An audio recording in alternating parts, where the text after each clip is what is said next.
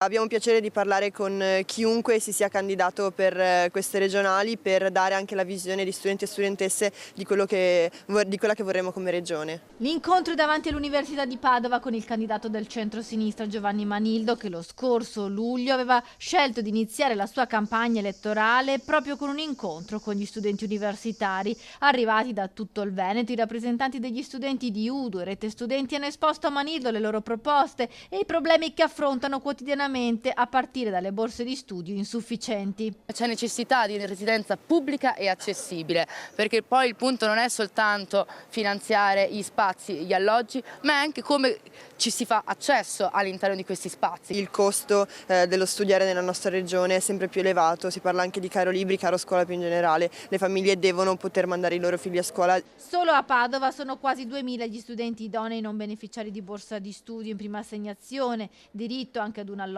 pubblico e agevolazioni nei trasporti con il biglietto unico sono le richieste degli universitari. Noi chiediamo in realtà da anni alla Regione Veneto un biglietto unico integrato che non è stato fatto e chiediamo soprattutto un investimento forte nel rafforzare quelle che sono le linee, gli orari dei bus, l'intermodalità anche tra mezzi diversi. Chiediamo un tavolo permanente di confronto sulla situazione del trasporto pubblico con gli studenti. A Manildo gli studenti hanno consegnato il riassunto di quello che hanno concentrato in una piattaforma di proposte per agevolare il diritto allo studio.